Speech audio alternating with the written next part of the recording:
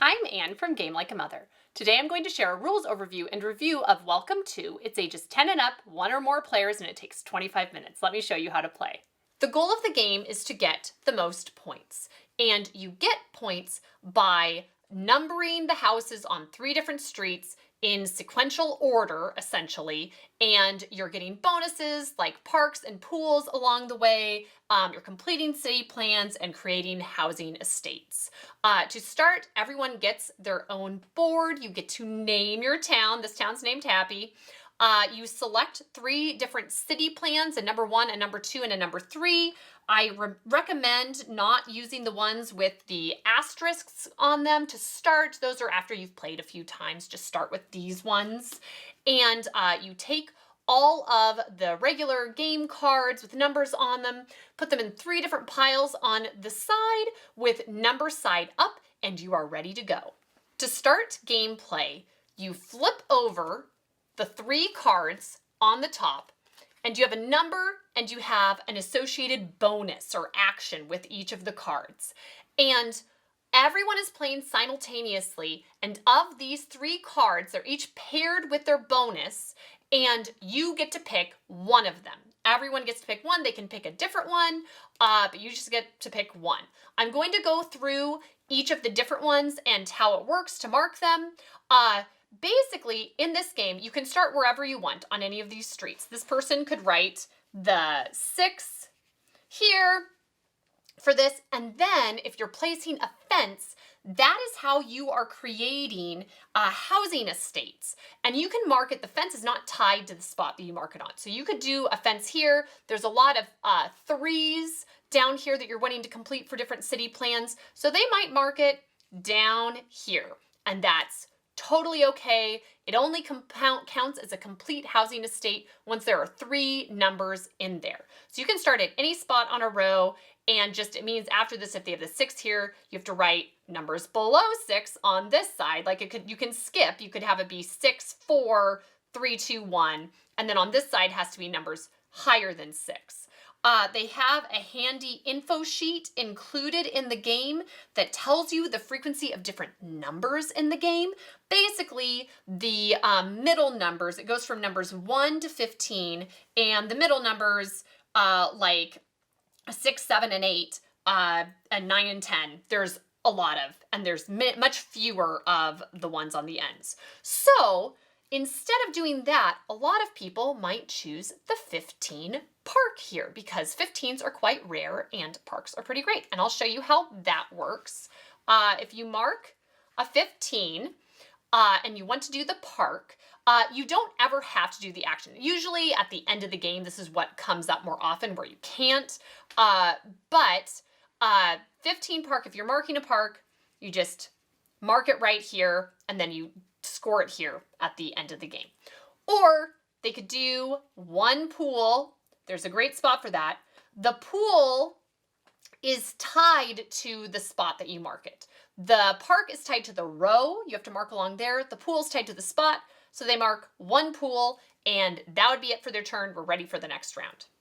Time for the second round. Flip all of these cards. If you look, there's an info on the card what's going to be on the other side. So this has purple real estate on it because that's what the item is going to be. That's what the action is going to be on the back of that card. So you know whatever this is, you don't know what the number is, but you know what the action is going to be coming up. So you know that at least. These 2 are the same. We know what parks are. You just mark them on the same row. The purple increase the value of any real estate, of any estate size, is sometimes the trickiest one for people to kind of wrap their heads around when you play. But the number part, I think, is pretty easy. You just mark the number wherever it's you want to place it. So we'll go ahead and have them mark, put my 2 upside down.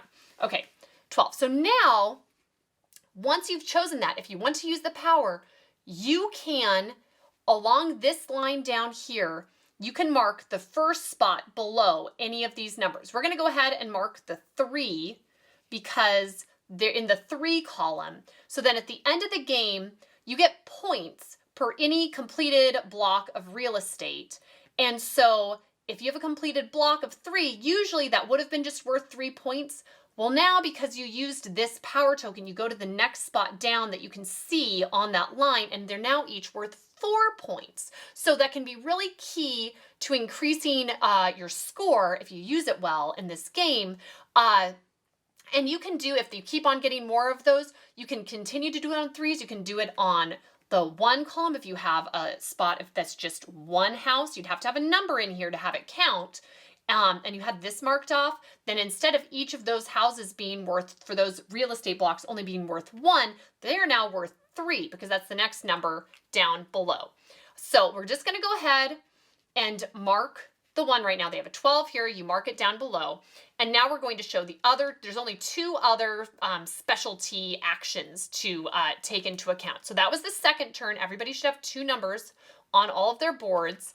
Now, you have something called a bis, which is basically, it's just a duplex. So if you do this card, you have to be able to mark the number with it. So we'll go ahead and mark the 8 here.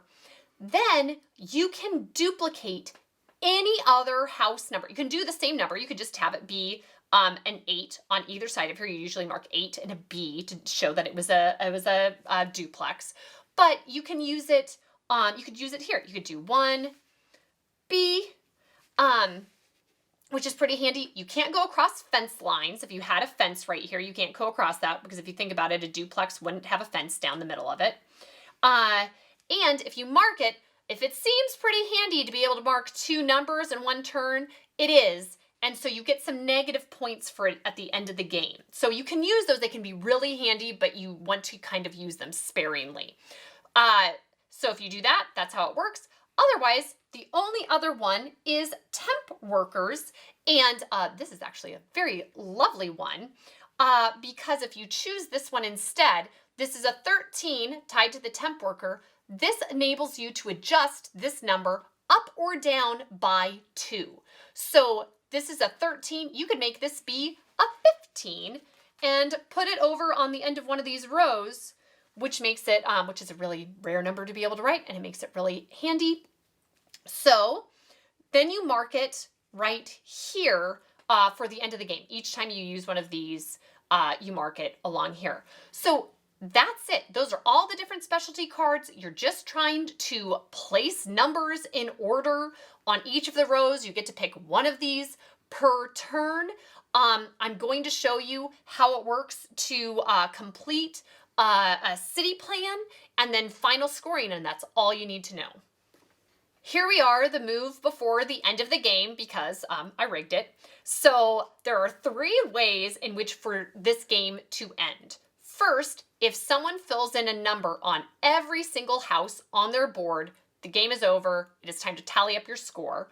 Or if you get 3 permit refusals, which means if 3 numbers come out and you can't mark any of them.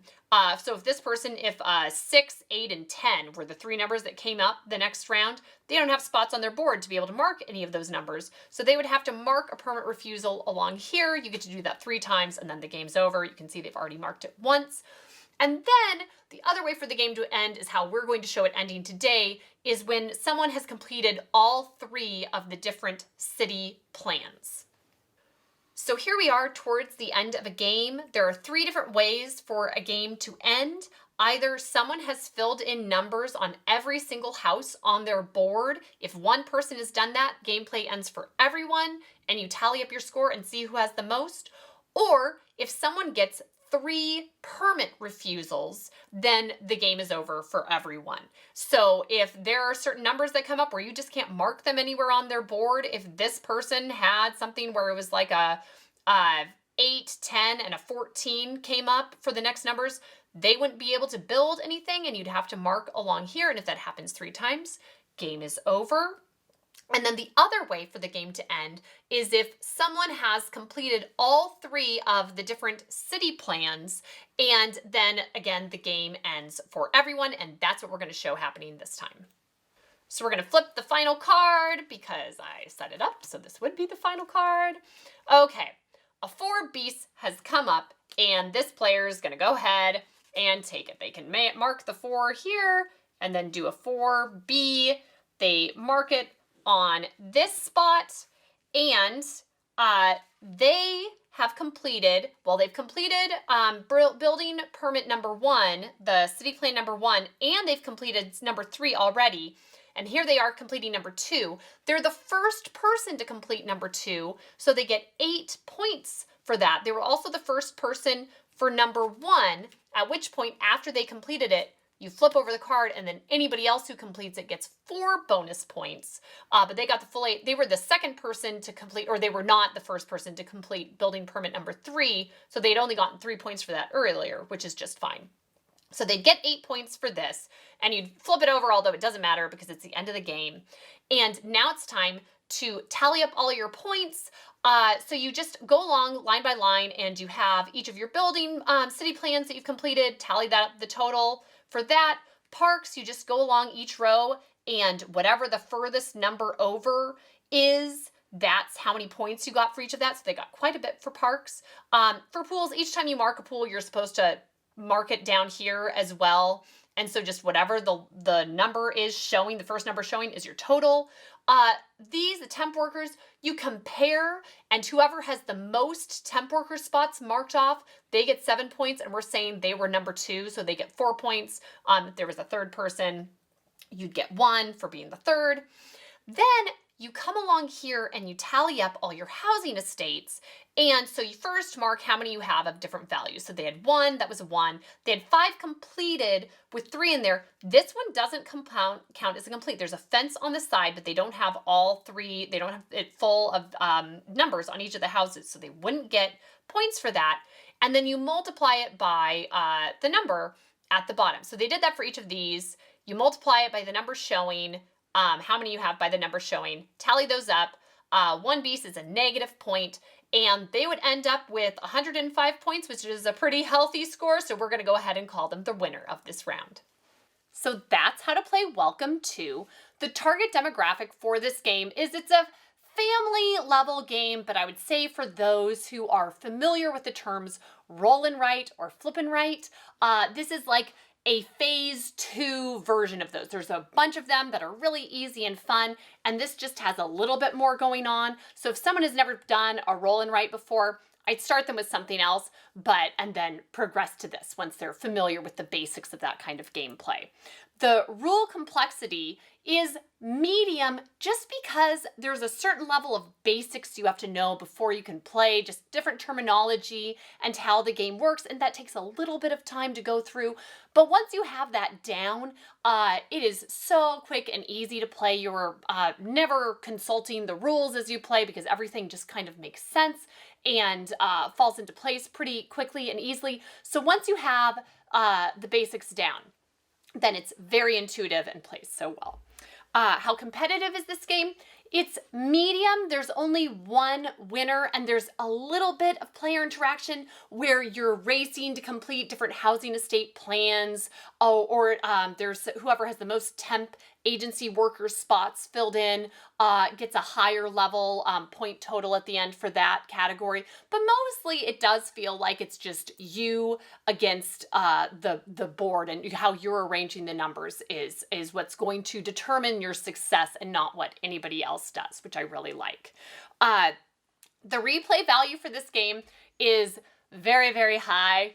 Once you play this game and get the basics down, it's just so satisfying to play, and it's currently my favorite game, and we ran out and got 4 different expansions, all of which I love, and we got the special laminated boards because it's nicer to use those than the paper ones that it comes with. The dry erase is just nicer, it's easier to see, and it's nicer to play with, but we're pretty obsessed around here, and yes, very, very high replay value, tons and tons of use.